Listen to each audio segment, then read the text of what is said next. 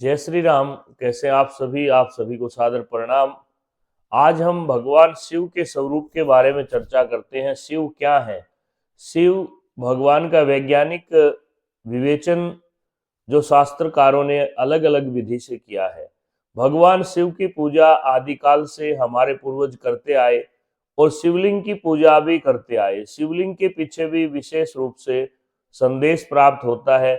तो सबसे पहले भगवान शिव का ध्यान करेंगे और ध्यान करने के बाद हम शिव के बारे में जो शास्त्रोक्त वचन है उनका विवेचन करेंगे। असित गिरि समम स्यात् कज्जलम सिंधु पात्रे सुरतरुवर शाखा लेखनी पत्र मूर्वी लिखति अधिगृहीत्वा शारदा सर्वकालम तदपि तव गुणानां मीश पारम न याति। भगवते सांब सदा शिवाय नमः।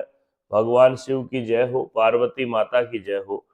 आपने जब से सुना समझा, हर कोई व्यक्ति कहता है अगर शरीर में रोग दोष है तो आप भगवान शिव की शरण में जाएं। आपके शरीर में किसी भी तरह का दोष हो, कहते हैं अकाल मौत वो मरे जो काम करे चंडाल का, काल भी उसका क्या करे जो भक्त हो महाकाल का।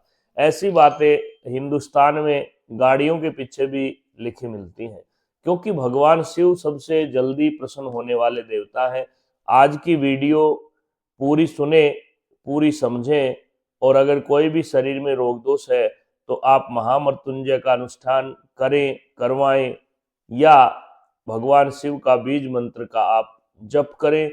उसका विधान हम अलग अलग वीडियो में भी बतलाते रहते हैं। इस वीडियो में हम केवल आपको भगवान शिव के तत्व का रहस्य समझाने का प्रयत्न करेंगे। निश्चय ही आप सभी इससे लाभ उठाएंगे। शिव का अर्थ है कल्याण। शिव विश्व के कल्याणकर्ता देवता है। इसी प्रकार शंकर का अर्थ है समन्वयकारी, और शिव ही समस्त विरोध का तालमेल एक लेकर के चलते हैं। अर्थात भगवान शिव को सबसे श्रेष्ठ देवता बतलाया। उन्होंने विष का पान भी किया, वे शमशान में भी रहते हैं, सबसे सरल भी कहलाते हैं और त्रिनेत्रधारी भी हैं। अनेक विषमताओं को धारण करने के बाद भी उनके मस्तक पर चंद्रमा है, उनकी जटाओं में गंगा है, ललाट पर तीसरा नेत्र है और गले में हलाहल विष है। अर्थात नेगेटिव पॉजिटिव सभी चीजें मिल करके जो तत्व स्वरूप बनता है वह परमात्मा शिव है। अतः शिव स्वयं में देवाधिदेव महादेव है और डमरू की मधुर ध्वनि, गंभीर ध्वनि इनका वाद्य यंत्र है। शिव भगवान विष्णु के अवतार राम के परम भक्त भी हैं और स्वयं राम जी इनके भक्त हैं। शिव शमशान वासी है और गृहस्थ जीवन के आदर्श भी हैं। शिव योगी भी है, भोगी भी है। शिव शमशान वासी भी हैं तो गृहस्थ जीवन के संदेश देने वाले भगवान का जो शिव का जो वाहन है वृषभ है, और भवानी का वाहन शेर है, और पुत्र गणेश जी का वाहन मूषक है। कार्तिकेय मयूर पर है, वृषभ और शेर, सर्प और मयूर, इन सब में प्राकृतिक शत्रुता है, और मनुष्य रूप में भगवान स्वयं माता के साथ उन सब के साथ में रहते हैं, और उसी को क्या कहा जाता है? शिव परिवार कहा जाता है। अर्थात इतना सब कुछ होने पर भी सामंजस्य स्थापित करना, प्राणी मात्र के बीच में वैर को हटा करके प्रेम का संदेश भगवान शिव दे रहे हैं। यह भी कितने आश्चर्य की बात है। शिव देव और दानव दोनों को वर दे रहे हैं, दोनों के आराध्य देव हैं, दोनों के गुरु भी हैं। वे राम के भी उतने ही पूजनीय हैं जितने रावण के हैं। शिव ने देवताओं की स्तुति को सुनकर के दुर्लभ वरदान दिए तो दानवों को भी अनेक प्रकार से उपकृत किया है। अतः शिव सबके प्रिय है, इसीलिए हर काल में भगवान शिव का विशेष पूजन होता रहा है। आज कलयुग में भी महाकाल का रूप हो या अनेक प्रकार से शिवलिंग ज्योतिर्लिंग का जो स्वरूप है वह भगवान शिव का पूजन है। शिवलिंग की पूजा वैज्ञानिक स्वरूप को समझें तो शिवलिंग के पीछे भारतीय धर्म संस्कृति चिंतन, वैज्ञानिक आधार बहुत रहे हैं। जीव विज्ञान की दृष्टि से वैज्ञानिक तथ्य यह है कि लिंग जीवन चक्र का आधार है। लिंग का संबंध काम से है और काम का संबंध जीवन चक्र से है। भारतीय संस्कृति ने काम का स्वरूप वासना या भोग से कभी नहीं जोड़ा, अपितु काम को सांसारिक स्वरूप, दिव्यता और संपूर्णता की प्रकाष्ठा से जोड़ा है। शिव ने काम को अपना तीसरा नेत्र खोल करके भस्म कर दिया था। अतः यह भी एक गहन प्रतीकात्मक स्वरूप भगवान ने हमें प्रदान किया है, अर्थात काम ने शिव के भीतर स्वयं कल्याण के प्रतीक जो वासना को दीप करने वाले जो कामदेव हैं उनको भस्म किया था, ताकि आप अनंग रूप में रहो। इससे समाज की मर्यादाएं बनी रहीं और इसी के रूप में शिव त्रिनेत्र कहलाते हैं। जहां जहां शक्ति का केंद्र बिंदु है वहां वहां त्रिनेत्र भविष्य काल के जीवन को देखने का साधन और आधार भी है। शिव ने काम के वासनांध रूप का भविष्य के लिए भस्म किया था। उन्हें पता था कि आने वाले समाज में किस तरह के व्यक्ति होंगे। देख ही चराचर नारी में, जे ब्रह्मा में देखत रहे। अर्थात शिव ने काम को भस्म किया, लेकिन सांसारिक दृष्टि से, कल्याण की दृष्टि से रति को वरदान दे दिया कि आपका जो पति है काम अनंग यानी अदृश्य रूप से मर्यादा के स्वरूप सब जीवों में रहेगा। मर्यादा स्थापित करने के लिए भगवान ने, शिव ने आदर्श वैवाहिक जीवन की आधारशिला काम को अनंग करके रखी। अतः यही कारण है कि आज भी भारतीय जो संस्कृति है, शास्त्रोक्त जो विवाह है, वह जब भी होता है तो शिव का विशेष पूजन किया जाता है और वहां पर काम को उद्दाम आशालीन के रूप में स्थापित किया जाता है।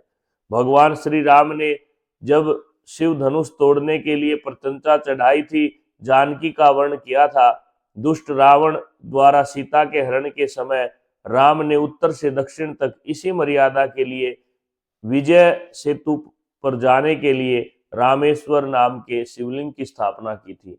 अतः भगवान शिव जहां भी प्रकट होते हैं वो एक विशेष उपदेश, लोगों को संदेश देने के लिए। रामेश्वर शिवलिंग यही कहता है कि अधर्म पर धर्म की विजय हो और उसमें भगवान का आशीर्वाद जरूर हो। लिंग थापी विधिवत करी पूजा, शिव समान प्रिय मोहि न दूजा। शिव द्रोही मम भगत कहावा, सो नर सपने हूँ मोहि न पावा। भगवान राम ने रामचरितमानस में तुलसीदास के द्वारा लिखवाया है कि लिंग मैं यहाँ पे स्थापित करके विधिवत पूजा करके आगे बढ़ रहा हूँ। भगवान शिव के समान मुझे कोई प्रिय नहीं है और शिव से द्रोह करके जो मेरी पूजा करता है उसको सपने में भी मैं कभी दिखाई नहीं देता। अतः अगर भगवान राम प्रसन्न करने हैं तो शिव की शरण में जाना है, शिव प्रसन्न करने हैं तो राम जी की शरण में जाना है। ज्योतिर्लिंग शिवलिंग को ज्योतिर्लिंग के रूप में माना जाता है। तमसो मां ज्योतिर्गमय, अर्थात हर समय ज्योति का अनुभव जो देते हैं वह वैज्ञानिक तथ्य से कम नहीं है, इसलिए शिवलिंग को ज्योतिर्लिंग कहा गया है। अनेक पुराणों में, अनेक शास्त्रों में भगवान शिव के विराट स्वरूप का वर्णन मिलता है। सामान्य तौर पर धर्म के सभी कार्यों में दीपक रोशनी करके, अर्थात दीपक जला करके पूजा की जाती है। और भगवान शिव के 12 जो ज्योतिर्लिंग है वे हिमालय से लेकर के पूरे भारत को एक सूत्र में बांध करके सोमेश्वर और गुजरात तक, वहां तक जाकर के 12 जो ज्योतिर्लिंग है वे अपने आप में अखंडता को प्रदान करते हैं। अतः पश्चिम से पूर्व और उत्तर से दक्षिण पूरे भारत को एक सूत्र में बांधने का कार्य भी परमात्मा ने स्वयं किया है। अर्थात शिव की जो भक्ति है वह शास्त्र सम्मत है, वैज्ञानिक है। अतः हमारे ही नहीं, विदेशों में भी बौद्ध जो लोग हैं वे भी साधना के लिए बैठते हैं तो शिवलिंग की तरह का पत्थर सामने स्थापित करते हैं। 3 फुट की दूरी पर वह एक शिवलिंग नुमा बड़ा पत्थर रखते हैं और तब वह तपस्या करते हैं। मिस्र, फुनोसिया नगर में, ईरान के शहर में, जर्मनी, मैक्सिको, तुर्किस्तान, समरकंद, वेस्ट इंडीज, अनेक देशों में भगवान शिव के शिवालय प्राप्त होते हैं। लेकिन आज कलयुग का प्रभाव है, हमारे ही लोग कहते हैं कि शिव पर चढ़ाया गया दूध व्यर्थ जाता है। उन्हें यह नहीं पता कि भगवान शिव संदेश देते हैं कि क्रोध आने पर मनुष्य को शांत रहना चाहिए और वह दूध पुनः पृथ्वी में जाता है और पृथ्वी हमें अन्न, जल, औषधि, अनेक प्रकार की वस्तुएं प्रदान करती है, क्योंकि हम उस पृथ्वी के अंदर गंदगी भी पैदा करते हैं। दूध आदि जो हम शिवलिंग पर चढ़ाते हैं वह भले ही नालियों में होकर के जाए परंतु पुनः पृथ्वी में समा जाता है, जिससे पृथ्वी पुनः शुद्ध होती है। और इसी प्रकार से जीवन चक्र चलता है। शिव त्रिदेव है, त्रिमूर्ति है, त्रिलोकीनाथ है, त्रिपुरारी है, त्रिशूलधारी है। अर्थात भगवान शिव के साथ त्रि शब्द जोड़ा जाता है। ज्यादा से ज्यादा देखा जाए तो सत, रज, तम, आकाश, पाताल, पृथ्वी, और अंग्रेजी में भी अगर बात करें तो गॉड जो शब्द है आपका, जी से जनरेशन अर्थात उत्पत्ति, ओ से अपलेशन पालन, और डी से डिस्ट्रॉय संहार। अर्थात भगवान शिव के शस्त्र में त्रिशूल कहा जाता है। 3 लकीरें उनके तिलक में लगाई जाती हैं जिसे त्रिपुंड कहा जाता है, और जिस बिल्वपत्र को भगवान शिव पर चढ़ाया जाता है वह 3 पत्तियों वाला होता है। अतः ओंकार को लिंग भी कहा जाता है। ओंकार के अंदर भी तीनों देवता वास करते हैं।